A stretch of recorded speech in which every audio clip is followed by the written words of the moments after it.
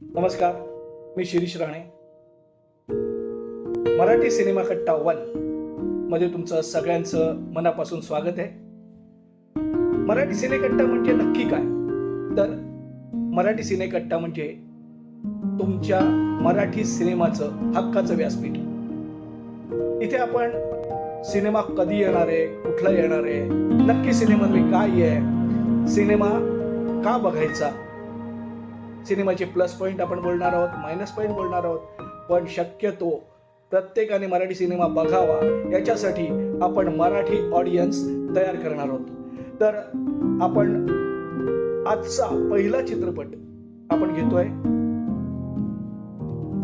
विषय तुमच्या आमच्या सगळ्यांच्या मनाच्या हृदयाच्या कोपऱ्यातला हळवा विषय आहे. तो म्हणजे पहिलं प्रेम.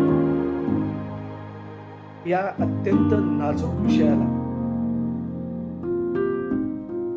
लेखिका दिग्दर्शिका मयुरा प्रधान यांनी थेट हात घातलेला आहे आणि अतिशय संयतपणे त्यांनी हा विषय हाताळलेला आहे.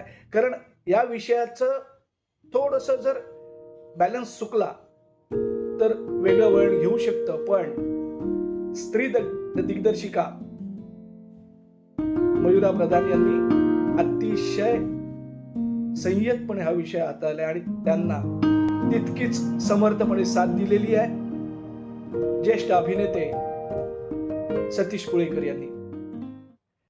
पहिलं प्रेम म्हणजे न विसरता येणारी आठवण.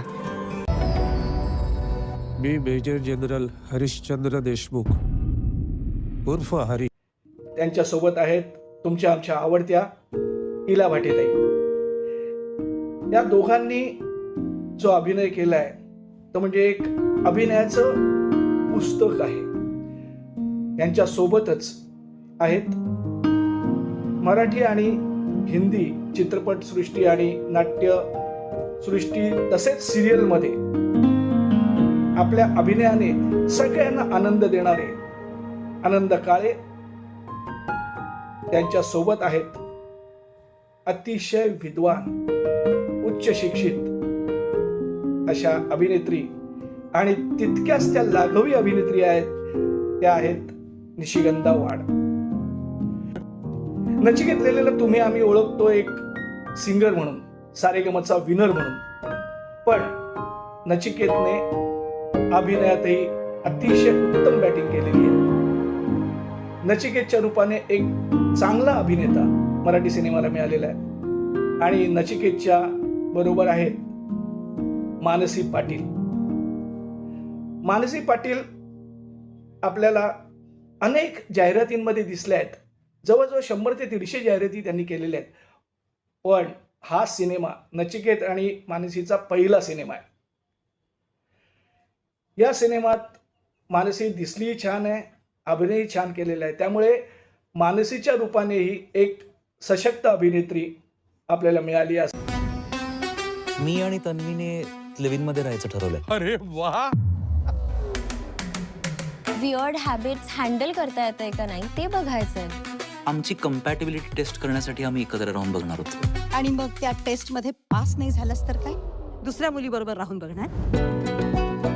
लिव्ह इन आहे ना, हा कन्सेप्टच मला झेपत नाही. आता थोडस विषयाकडे जाऊया. मग अशी म्हटल्याप्रमाणे पहिलं प्रेम हे प्रत्येकाच एक हळवा कोपरा म्हणू शकतो. एक हृदयात कुठेतरी आपण खोलवरती जखम असते, ती जखम म्हणू शकतो. पण प्रत्येकाला आपण किती मोठे झालो, समाजात मोठे झालो, मान सन्मान मिळवला, मोठे उद्योगपती झालो, तरीही पहिलं प्रेम आपण विसरू शकत नाही. आणि समजा 40-45 वर्षांनंतर तुमचं पहिलं प्रेम जर तुमच्या समोर आलं तर काय होऊ शकतं? हेच या सिनेमात आहे. सतीश सर आणि इलाताई यांचं या जोडीचं पहिलं प्रेम ज्या वेळेला समोर येतं, परिस्थिती जेव्हा एकमेकांना समोर आणते, त्यावेळी नेमकं काय होतं?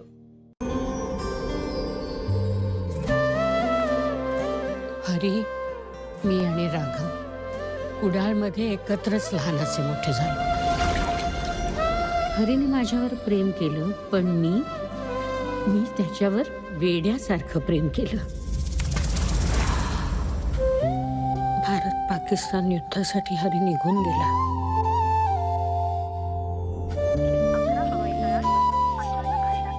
की आपल्याला वाटतं आता संपलं सगळं, पण तसं होत नाही. तिथे नव्या सुरुवातीची चाहूल लागते. अप्रतिम छायाचित्रण. कुडाळ मधले कोकणातले जे शॉट्स आहेत, स्पेसिफिकली ड्रोन शॉट, आणि माझ्या डोक्यातला एक शॉट माझ्या डोक्यात खूप छान बसला, तो म्हणजे झोपाळ्याचा शॉट. जो टॉप अँगल झोपाळ्याचा घेतलेला आहे तो. असे एक एक शॉट बघण्यासारखे आहेत. पुष्कर जोटिंग यांची अप्रतिम फोटोग्राफी, आणि त्यालाच तेवढीच तोड दिलेली आहे अपूर्वा मोतीवाले यांच्या संकलनाने.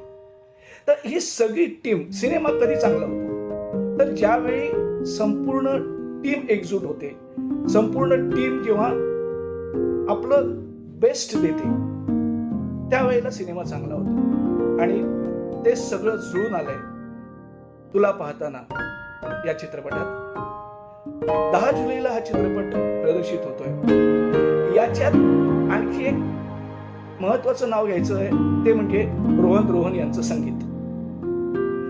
रोहन रोहन यांनी संगीत दिलेलं आहे. मंदार चोळकर यांची गीतं आहेत. टायटल सॉन्ग जे आहे आर्या आंबेकर यांनी गायलेलं, तुला पाहताना, ऐकायला अतिशय गोड वाटतं. पण रोहन रोहनचा जो ट्रॅक रेकॉर्ड बघता, हे गाणं किंवा या सिनेमात आणखी छान गाणी होऊ शकली असती. त्यामुळे गाण्यासाठी बाकीच्या सगळ्या गोष्टीला मी 10 पैकी 10 मार्क दिले, तरी गाण्यासाठी मी 10 पैकी 8 मार्क देईन. पण तरीही 8 मार्क म्हणजे 80% मार्क आहेत गाण्याला. त्यामुळे गाणेही छान आहेत. त्यामुळे एक वेगळा अनुभव, एक वेगळा कौटुंबिक चित्रपट बघण्याचा अनुभव जर घ्यायचा असेल तर तुला पाहताना हा चित्रपट तुम्हाला बघायचा आहे. कारण एकत्र कुटुंबाने बघावे असे खूप कमी चित्रपट आपल्याकडे येत आहेत, आणि त्यातलाच हा एक महत्वाचा चित्रपट आहे. एक वेगळी प्रेमकथा तुमच्या समोर एक स्त्री दिग्दर्शिका वीर प्रधान यांनी आणलेली आहे. संकलक पण स्त्री आहे, म्हणून हा बघायचा आहे असं नाही, तर तो खरंच चांगला आहे म्हणून तो बघायचा आहे. आणि एक तुम्हाला सगळ्यांना विनंती आहे की तुम्ही हा सिनेमा बघायचा,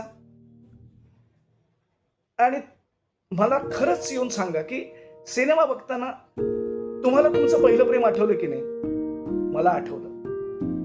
त्यामुळे जरूर हा सिनेमा बघा.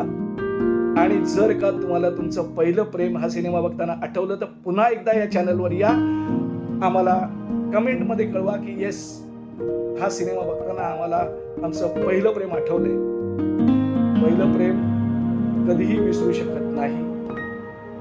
त्यामुळे पहिलं प्रेम हे चिरंतन असतं, आणि आपल्या सगळ्यांचं पहिलं प्रेम जे मराठी सिनेमावर आहे तेही तुम्ही असंच ठेवा. आणि त्यामुळे आपण सगळ्यांनी मिळून एक शपथ घेऊया की मी दर महिन्याला एक मराठी सिनेमा बघणार, तो सुद्धा थिएटरमध्ये जाऊन मराठी सिनेमा बघणार. आणि माझ्या मराठी सिनेमाला मी जास्तीत जास्त मोठं करण्याचा प्रयत्न करणार. ही शपथ आम्ही सगळ्यांनी मराठी प्रेमींनी घेऊया, कारण मराठी हेही आपलं पहिलं प्रेम आहे. त्यामुळे आपण सगळ्यांनी ती शपथ घेऊ. आणि पुन्हा एकदा सांगतोय, थिएटरमध्ये जा. 10 जुलैला सिनेमा थिएटरमध्ये रिलीज होतोय. थिएटरमध्ये जा, सिनेमा बघा आणि आपलं पहिलं प्रेम आठवा. छान पाऊस पडतोय, त्या पावसामधल्या आपल्या रोमॅन्टिक आठवणी आठवा. आणि आमच्या इनबॉक्सला येऊन कमेंट करा. तसंच आमचा हा व्हिडिओ, आमचं हे चॅनल जास्तीत जास्त लोकांपर्यंत शेअर करा. तुम्ही सबस्क्राईब करा, शेअर करा आणि जास्तीत जास्त मराठी सिनेमा मजबूत कसा करता येईल याचा प्रयत्न करा. पुन्हा एकदा भेटूया नवीन मराठी सिनेमा घेऊन. तोपर्यंत जय हिंद, जय मराठी. नमस्कार.